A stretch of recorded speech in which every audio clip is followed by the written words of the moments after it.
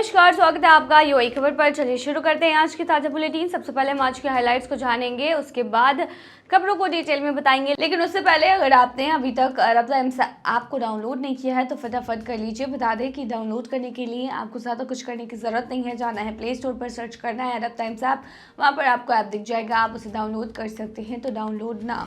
Oman में भयंकर सड़क हादसा, 3 बच्चों समेत 4 की मौत, 12 घायल। बीच हवा में उखड़ी फ्लाइट की खिड़की की फ्रेम, घबरा गए यात्री। सऊदी अरब में निकली है ड्राइवर के पोस्ट पर नौकरी, फटाफट करे अप्लाई। दुबई में पहली बार घर खरीदने वालों के लिए बड़ी खुशखबरी, खास ऑफर और आसान होम लोन प्लान्स मिल रहे हैं। अबू धाबी ने भी गाड़ दिए झंडे, एयर टैक्सी की पहली उड़ान सफल। माली में 3 भारतीयों का अपहरण, विदेश मंत्रालय ने जताई गहरी चिंता।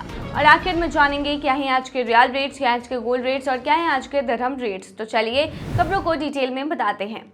ओमान में भयंकर सड़क हादसा, 3 बच्चों समेत 4 की मौत, 12 घायल। ओमान के दाखिलिया गवर्नरेट के इज़्की इलाके के अल रुसैस क्षेत्र में बुधवार को एक बेहद दर्दनाक हादसा हुआ है, जो कि एक सड़क हादसा है। एक स्कूल बस दुर्घटनाग्रस्त हो गई, जिसमें 3 स्कूली बच्चों और ड्राइवर की मौके पर ही मौत हो गई। हादसे में 12 और बच्चे घायल हो गए हैं, जिनमें कुछ को गंभीर चोटें आई हैं। रॉयल ओमान पुलिस के मुताबिक यह हादसा तब हुआ जब बस किसी स्थिर चीज से टकरा गई और पलट गई। जैसे ही घटना की सूचना मिली, एम्बुलेंस और इमरजेंसी टीम तुरंत मौके पर पहुंची और घायलों को पास के अस्पतालों में भर्ती कराया गया। हादसे के बाद सड़क पर बस का मलबा बिखरा हुआ था, जिससे ट्रैफिक भी कुछ देर तक रुक गया। पुलिस ने कहा कि वे इस बात की जांच कर रहे कि हादसा कैसे हुआ और इसकी असली वजह क्या थी। रॉयल ओमान पुलिस ने सभी मृतकों के परिवारों के प्रति संवेदना जताई है और वादा किया है कि इस मामले की पूरी सच्चाई सामने लाई जाएगी। स्कूल ट्रांसपोर्ट की सुरक्षा पर फिर सवाल किए गए हैं। इस हादसे ने एक बार फिर स्कूल ट्रांसपोर्ट की सुरक्षा को लेकर चिंता बढ़ा दी है। भले ही ओमान ने सड़क इंफ्रास्ट्रक्चर और ट्रैफिक नियमों को लेकर काफी सुधार किए हों, लेकिन बच्चों की सुरक्षा को लेकर अभी भी चुनौतियां बाकी है। बीच हवा में उखड़ी फ्लाइट की खिड़की की फ्रेम, घबरा गए यात्री। 1 जुलाई को स्पाइसजेट की पुणे से गोवा जाने वाली फ्लाइट में उस वक्त हड़कंप मच गया जब उड़ान के दौरान एक खिड़की का अंदर का फ्रेम ढीला होकर उखड़ गया। ये देखकर कई यात्री डर गए और घबराहट फैल गई। हालांकि बाद में एयरलाइन ने एक बयान जारी कर बताया कि डरने की कोई बात नहीं है, जो हिस्सा उखड़ा था वो सिर्फ खिड़की की अंदरूनी फ्रेम थी, ना कि पूरी खिड़की। इसे केवल सजावट और धूप से बचाने के लिए लगाया जाता है। एयरलाइन ने साफ किया है कि पूरे समय केबिन का दबाव एकदम ठीक था और फ्लाइट सुरक्षित तरीके से लैंड भी कर गई। उन्होंने कहा कि ये सिर्फ कॉस्मेटिक यानी सजावटी खिड़की का हिस्सा था और इससे विमान की सुरक्षा पर कोई असर नहीं पड़ा। स्पाइसजेट ने भरोसा दिलाया है कि बाहर की असली खिड़की पूरी तरह मजबूत और सुरक्षित थी, जो दबाव को झेलने के लिए बनी होती है। सऊदी अरब में निकली है ड्राइवर के पोस्ट पर नौकरी, फटाफट करे अप्लाई। सऊदी अरब में रह रहे भारतीयों के लिए एक शानदार मौका सामने आया है। रियाद स्थित भारतीय दूतावास ने ड्राइवर की पोस्ट के लिए आवेदन आमंत्रित किए हैं।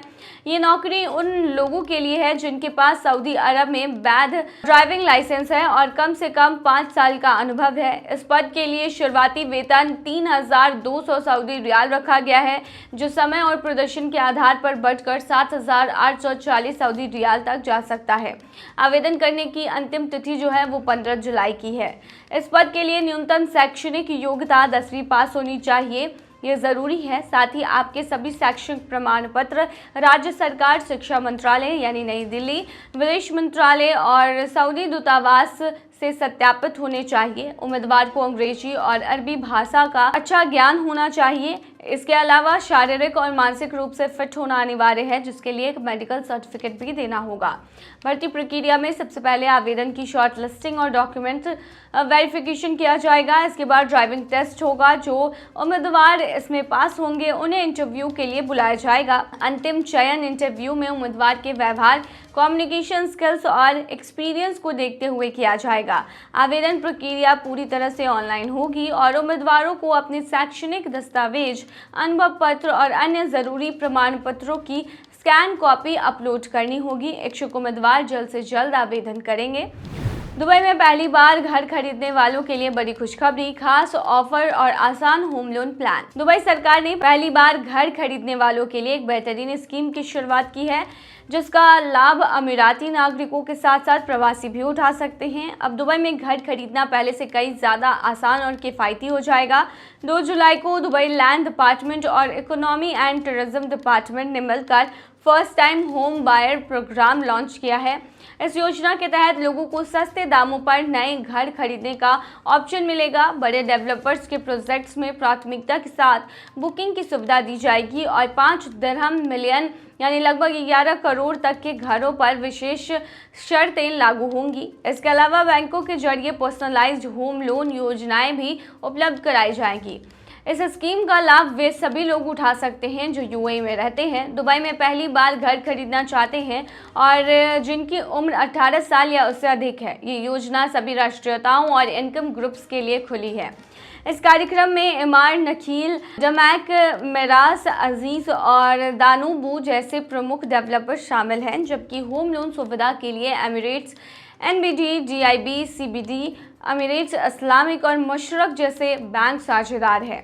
इस योजना का उद्देश्य दुबई में स्थायी रूप से बसने के इच्छुक लोगों को प्रोत्साहित करना, निवेश का बेहतर अवसर प्रदान करना और रियल एस्टेट सेक्टर को मजबूती देना है। डीएलडी के डायरेक्टर उमर बू शिहाब ने कहा है कि हम चाहते हैं कि लोग आसानी से घर खरीदें और अपने भविष्य को सुरक्षित करें।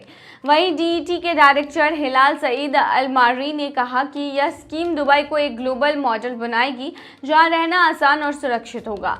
अबू धाबी ने भी गाड़ दिए झंडे, एयर टैक्सी की पहली उड़ान सफल। अबू धाबी ने अल बातीन एग्जीक्यूटिव एयरपोर्ट से अपनी पहली एयर टैक्सी की सफल परीक्षण उड़ान पूरी कर ली है। ये उड़ान अमेरिका की कंपनी आर्चर एविएशन और अबू धाबी इन्वेस्टमेंट ऑफिस के सहयोग से आयोजित की गई है। ये केवल एक टेस्ट नहीं था, बल्कि 2026 की शुरुआत में आम जनता के लिए इस सेवा को लॉन्च करने की दिशा में एक बड़ा कदम है। अडियो के अधिकारी उमरान मालोक ने कहा है कि वे केवल एयर टैक्सी नहीं बल्कि एक पूरा इकोसिस्टम तैयार कर रहे हैं, जिसमें पायलट ट्रेनिंग, तकनीकी स्टाफ, मैन्युफैक्चरिंग यूनिट और यूनिवर्सिटी कोर्सेज शामिल होंगे। आने वाले महीनों में गर्मी, नमी और धूल जैसे कठिन मौसम में भी टैक्सी की टेस्टिंग जारी रहेगी ताकि इसकी कार्य क्षमता को पूरी तरह से परखा जा सके। दूसरी ओर दुबई की जॉबी एविएशन कंपनी ने भी हाल ही में ऐसे ही टैक्सी की टेस्टिंग की है, जिससे अब दोनों शहरों के बीच एक हेल्दी कंपटीशन भी देखने को मिलेगा। खास बात यह है कि यह सर्विस किसी लग्जरी वर्क के लिए नहीं बल्कि आम लोगों के लिए होगी। आर्चर एविएशन के डॉक्टर तालिब अल हिनाई ने बताया है कि जैसे जैसे वर्टिपोर्ट्स और एयर टैक्सी की संख्या बढ़ेगी, किराया कम होता जाएगा और यह रोजमर्रा की यात्रा का हिस्सा बन जाएगी। योजना के तहत 2026 में आम लोगों के लिए इसकी शुरुआत की जाएगी। 2027 में अल एन में मैन्युफैक्चरिंग शुरू होगी और भविष्य में इसे दूसरे देशों को भी एक्सपोर्ट किया जाएगा। शुरुआत में सीमित फ्लीट यूएई में ही संचालित होगा। कुल मिलाकर अबू धाबी की यह फ्लाइंग टैक्सी सर्विसेज एक नया युग शुरू करने जा रही है और वो भी आम लोगों के पहुंच में। माली में 3 भारतीयों का अपहरण, विदेश मंत्रालय ने जताई है गहरी चिंता। 1 जुलाई को माली के कायस शहर में एक बड़ी और चिंताजनक घटना सामने आई, जहां डायमंड सीमेंट फैक्ट्री पर सशस्त्र हमलावरों ने हमला कर दिया और 3 भारतीय कर्मचारी को अगवा कर लिया है। यह हमला फैक्ट्री परिसर के भीतर किया गया और पूरी तरह से योजना बनाकर किया गया था। हमलावर हथियारों से लैस थे और 3 भारतीयों को जबरन अपने साथ ले गए हैं। इस घटना के बाद भारत सरकार और वहां स्थित भारतीय दूतावास तुरंत एक्टिव हो गए हैं। भारतीय विदेश मंत्रालय ने 2 जुलाई को एक आधिकारिक बयान जारी कर इस घटना पर गहरी चिंता व्यक्त की और माली सरकार से अपील की है कि भारतीय नागरिकों को सुरक्षित और शीघ्र रिहा कराया जाए। बामाकू स्थित भारतीय दूतावास लगातार स्थानीय अधिकारियों से संपर्क में है और जो किडनैप हुए हैं भारतीय, उनके परिवारों से भी बातचीत कर रहे हैं। मंत्रालय के वरिष्ठ अधिकारी स्थिति की बारीकी से निगरानी कर रहे हैं और सभी लेवल्स पर प्रयास किए जा रहे हैं ताकि भारतीय नागरिक की सुरक्षा वापसी सुनिश्चित की जा सके। सरकार ने इस घटना को निंदनीय करार दिया है और माली सरकार से कठोर कदम उठाने की मांग की है। हालांकि अभी तक किसी भी आतंकी या उग्रवादी समूह ने इस अपहरण की जिम्मेदारी नहीं ली है, जिससे स्थिति और अधिक जटिल हो गई है। भारत सरकार हर संभावित रास्ते पर काम कर रही है ताकि जल्द से से जल्द कोई समाधान निकल सके। चलिए अब आखिर में बताते हैं क्या है आज के रियाल रेट्स, क्या है आज के गोल्ड रेट्स और क्या है आज के दिरहम रेट। तो आज एक सऊदी रियाल में 22.75 रुपए है, जो कि पिछले दिन 22.86 रुपया था। वहीं आज एक सऊदी रियाल में 36.45 नेपाली रुपीज है, जो कि पिछले दिन 36.47 नेपाली रुपीज थे। वहीं आज एक सऊदी रियाल में 32.52 बांग्लादेशी टका है, जो कि पिछले दिन 32.73 बांग्लादेशी टका था। वहीं आज एक सऊदी रियाल में 75.71 पाकिस्तानी करेंसी है, जो कि पिछले दिन 75.66 पाकिस्तानी करेंसी थी। वहीं आज एक सऊदी रियाल में 22.78 भूटानी करेंसी है, जो कि पिछले दिन 22.80 भूटानी करेंसी थी। क्या है आज के गोल्ड रेट्स, तो बता दें दुबई में आज 18 कैरेट सोने का दाम 304.80 दिरहम प्रति ग्राम है, जो कि पिछले दिन 306 दिरहम प्रति ग्राम था। यानी कि आज के 18 कैरेट की रेट की बात करें भारतीय मुद्रा में तो ये 7073 की है। वहीं 22 कैरेट गोल्ड का दाम 372.50 दिरहम प्रति ग्राम है, जो कि भारतीय मुद्रा में 8645 के होते हैं, जो कि पिछले दिन 374 दिरहम प्रति ग्राम था। वहीं दुबई में 24 कैरेट सोने के दाम की बात करें तो ये 402.50 दिरहम है प्रति ग्राम, जो कि पिछले दिन 403.75 दिरहम प्रति ग्राम थी। वहीं आज के 24 कैरेट सोने के दाम की बात करें भारतीय मुद्रा की तो बता दें कि ये आज 9341 की है। क्या है आज के दिरहम रेट, तो बता दें आज एक यूए दिरहम में 23.23 रुपया है, जो कि पिछले दिन 23.34 रुपया था। वहीं आज एक यूए दिरहम में 37.21 नेपाली रुपीस है, जो कि पिछले दिन 37.24 नेपाली रुपीस थे। वहीं आज एक यूए दिरहम में 33.20 बांग्लादेशी टका है, जो कि पिछले दिन 33.42 बांग्लादेशी टका था। वहीं आज एक यूए दिरहम में 77.31 पाकिस्तानी करेंसी है, जो कि पिछले दिन 77.25 पाकिस्तानी करेंसी थी। वहीं आज एक यूए दिरहम में 23.26 भूटानी करेंसी है, जो कि पिछले दिन 23.28 भूटानी करेंसी थी।